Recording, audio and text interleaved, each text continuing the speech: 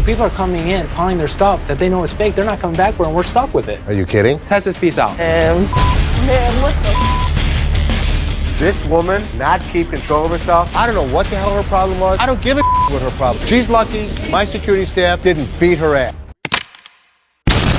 How you doing? Good, how you doing? I'm Seth. Ron, how you doing? Ron, nice to meet you. Ron, hi, I'm Rick. Nice meeting you. So tell us a little bit about your bike. It's a 2006 Honda CBR 600RR.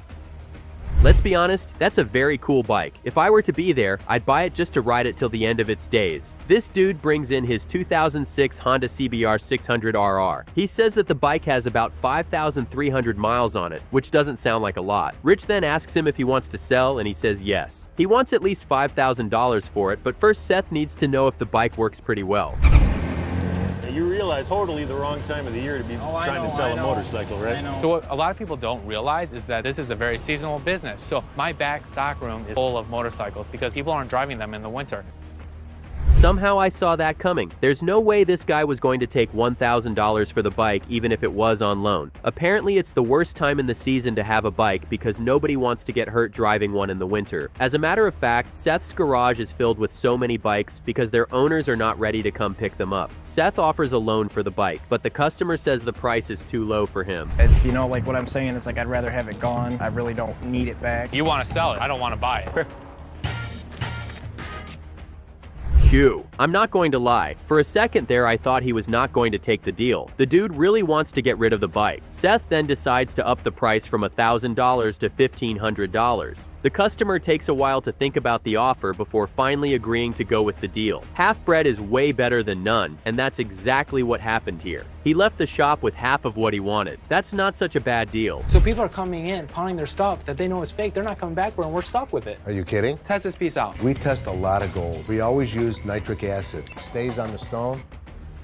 Wow, $150 for a fake item? That's not good at all. Seth goes through his inventory of pawned items and he notices that some of the items that are brought in to be pawned are fake items, and the customers never come back to pick them up. He tells Les about the situation, and Les decides to inspect one of the items. Les finds out that there are fake items that have been pawned for very high prices. Our girls are getting crazy busy at the window. All right. They're passing it over to Amber. Fakes are getting so good that it's impossible for them to tell that they're passing the acid test. They clearly aren't happy about the situation. I mean, who would be? If that continues to happen, the pawn shop will start to run at a loss. Seth explains to Les that the fake items are getting so good that it's hard for the register staff at the counter to know if it's a fake or not. He tells Les that he is going to do some homework and come up with a way that's going to help them sort out the issue. Let's hope that works. What's the deal? You know how I hate getting beat. You don't know if the girls are marking down 10 karat or 14 karat, what the true, within 3 seconds we'll have a readout on the machine. Let's just say Les does not like the idea that Seth came up with. Now Seth did his homework and he was able to come up with a solution. There's a machine that can help them determine if a diamond is real or fake. The only problem is that the machine costs $16,000. Les hears that price and it just makes him spiral. He is not ready to put that amount of money into buying a machine. $16,000 is a small price to pay to ensure that the items that we take in are 100% accurate. We're getting past the old school way and we're gonna make this new school. I am not spending $16,000 on a machine. I guess it's game on. This is going to be tough for Seth. Les is still insistent on the fact that buying a machine that is going to help them determine the value of a diamond for $16,000 is insane. Seeing that Seth does not want to back down, Les tells Seth that if he can prove to him that having the machine is worth it, he is going to go ahead with the plan. Looks like the ball is in Seth's court. Let's see if he can score a goal. You want to make sure it's 14 karat, 18 karat, or whatever. It shoots x-rays into the sample and it tells you what the weight percent is, and it all does that in microseconds. Okay. But it's very low power. Seth is really hell-bent on proving to his dad that they really need the machine. He has an expert come in with the machine and also has his dad see how the machine works. Seth's goal is to see if the expert can lend him the machine for a week to prove to his dad that they need to get modern with their methods, rather than relying on the old school way. Amber, how much easier is this for the girls? It's a lot easier, it's faster, and it's accurate. Better than the acid. Yeah, it doesn't hurt your fingers. So was I right? I think will be a benefit here. Haha, Seth just loves it when he is right. The machine has been in their possession for a while now, and it seems to be very helpful with the flow of business. Seth asks his other staff if they love the machine, and they tell him that it's a very good machine and it's made checking items a lot easier and faster. Looks like they are going to be getting the machine after all. Right now, it's $16,000. I'll make a deal with you, lad. If you're concerned, I'll leave it here for a while. If it doesn't work for you, we'll take it back and go back to your old acid test. You got a deal. Looks like Seth's plan worked. The expert told them that the price of the machine was $16,000, and that just made everyone in the room very quiet. The expert sees that Les and Seth are skeptical about the price, so he tells them that he is going to leave them with the machine, and they can determine if it helps them with their business. If not, he will be back to pick up the machine and leave them to their old ways. I drug my man up to the pawn shop because we, is in need of money, and we're trying to pawn this VCR and this TV. Well, not that. Trust me, I am as confused as you are. I have no idea what's going on right now. This couple finds their way to the parking lot of the pawn shop, and they want to sell a VCR and TV because they are very broke. One thing leads to another, and they get into an argument. Before you know what's happening, they are yelling at each other, and the lady breaks the VCR they were hoping to sell. It's become natural. I don't even know anymore. It's just been going on for the past 2 years nonstop. So what can I help you with? I came up here for... Get this right here. I honestly doubt this couple is going to be able to get any serious money out of these items. Due to all the yelling and shouting they've been doing, Ashley and a few of the security teams step out to see what's going on. They see the couple yelling and ask them what they want to do with the items they brought in. Sadly, the VCR is broken, and Ashley asks them to bring the items into the pawn shop so they can have a better look. How much are you gonna get for the 30? Higher. Difference. You're probably looking about $20. It works. Thank you. Haha, when it comes to relationship drama, you can always count on Ashley to never mind her business. Now the couple walked into the pawn shop with the items, and after all the inspecting was done, Ashley was willing to pay just $20 for the TV. The couple thought about it, and it was not a bad offer. While they write up the receipts, Ashley notices that the lady's boyfriend is flirting. I was wondering what you could get me on a loan for the PS3. We're on a mission now, real mission. So he was taking to work and got pulled over? Yes. Pulled over. I wonder what his brother did to get him locked up in jail. This couple walked into the pawn shop looking to pawn a video game. The story behind them wanting to sell the video game is that the dude's brother is locked up behind bars, and they are trying to get all the money they can get to bail his brother out of jail. Ashley wants to see the video game worlds before they start talking about the price. I can do 90 for you. I normally would have given $80 on this game unit. I went $15 over, and that wasn't even good enough. I mean, come on, I'm trying to help you out here. It's not my fault your boyfriend went to jail. They don't seem too pleased with that price, but they really don't have a choice at this point. Ashley checked the video game and it works pretty well. She offers them $95, but due to their situation, they feel like it's way too small. Ashley tells them that it's the best she can do, and she is not going to go any higher. They deliberate on the price and eventually realize that it's all they've got, so they go with the deal. With a lot of situations that happen here, we try to help out the customer. But too bad I couldn't help her out because I wanted to help her. I hope she can find the money somewhere. Well, let's hope they get all the money they need before his brother is transferred to another prison cell. Ashley initially wanted to buy the video game for $85, but given the situation and how quickly they needed the money, she decided to pity them and take it as high as $95. Sometimes, you just have to love the fact that Ashley is such a sweet person on the inside. It's a Prohibition era whiskey bag. You know much about liquor? Vito drank it on his way here. Stuff like that, Vito. Like you saw. Looks like the bills are more important than the item he brought in. Now this elderly man found his way to the pawn shop carrying a Prohibition-era whiskey bag. Believe me when I tell you that this ring is older than most dads on earth. You have to be at least 60 years old to have seen something like this. The elderly man is looking to sell the item and hopes to make at least a couple of $100. Why would they have put Detroit, Michigan on it? They wouldn't put the brewing company on there. No, huh? They wouldn't have done that. Sounds like you're an expert, Les. Being in the pawn business, you have to know a little bit about a lot of things. How about 25 bucks? No. How about 30? No. You want 35? Last and final offer? No. Well, the monkey fur actually looks really good. Les did some inspecting, and the Prohibition-era whiskey bag was not as old as the elderly man claimed it to be. Les offered him $35 for the item, and the man declined and said he would rather keep the item. He then goes on to tell Les that he has a monkey fur he would also like to sell. Les does seem to like the monkey fur. It's a little... There we go. Yesterday you wore the fur coat, being a pimp. Wear that, you're a chimp. I thought that was pretty funny, too. Phew, Les sure made this elderly man's dreams of making some money come crashing down. Les made a few jokes about the monkey fur and everyone seemed to like the joke. Les then offered the man $60 for both the monkey fur and the Prohibition-era whiskey bag, but that amount was just too small to clear the man's gas bills, and so he declined and no deal was made. If you sold the coat for $20, you wouldn't have to carry them both out. Just trying to help. Les, you got the coat. That was a good one.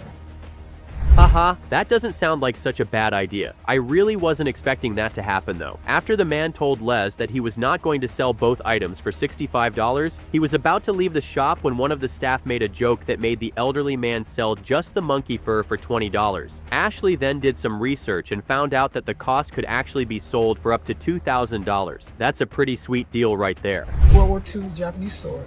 Okay, so he got this in World War II it's off of a Japanese soldier. And on the internet, it's worth $5 grand. Did she say it has blood on it? Okay, let's just pray the blood on it is from when it was used during World War II. The old lady walks in with a World War II Japanese sword. She tells Rich that she saw online where the sword was worth $5,000 and she needs the money for her dad's medical bills. Rich wants to confirm if the sword is actually worth that price before they make a deal. Japanese swords are made out of steel.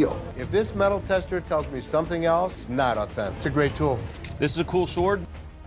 Ouch! You can see the lady's face. She is crushed by what she just heard. Rich tests the sword and he finds out that it's a fake. Japanese swords are made out of steel, and sadly this particular sword is made out of metal. Rich tells the old lady that the best he can do for her is $50. As you can see, she is beyond confused because $50 was not what she was expecting to hear. You want to do that? All right, if that'll help you, I'm happy to do it. Come on up here, we'll get your information. This metal tester easily saved us a few $100s. Seth might be onto something. You have a good day, hon. You too.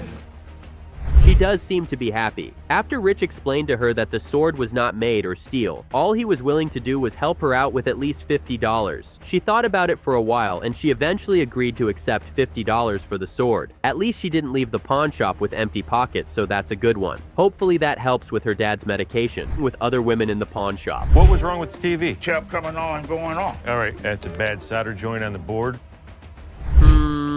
Looks like we have a customer who is not happy about the item he bought. This dude walks into the shop looking for Rich. Why? Because Rich was the one who sold him the item. He says that he bought a TV about 3 weeks back and for some reason the TV just stopped working. Rich says that the only way that could have happened is if he dropped the TV or he hit it one too many times. Thing that I can do for you, I can have our repair technician take a look at the TV. Can have him charge you He is definitely not happy. What's funny is the fact that the man just can't give Rich a straight story as to why the TV is no longer working. Rich tells him that the best he can do is have his engineers check out the TV and see what the problem is. But for that to happen, he has to pay a charge. The moment the man hears that he still has to pay, he gets really upset about the whole situation. I'm up here at the pawn shop, okay? You want me to tell him, go ahead and see what the cost is, or what? All right, well, let me call you back. Hey, do you want me to have a guy take a look? All right, I'll be in touch.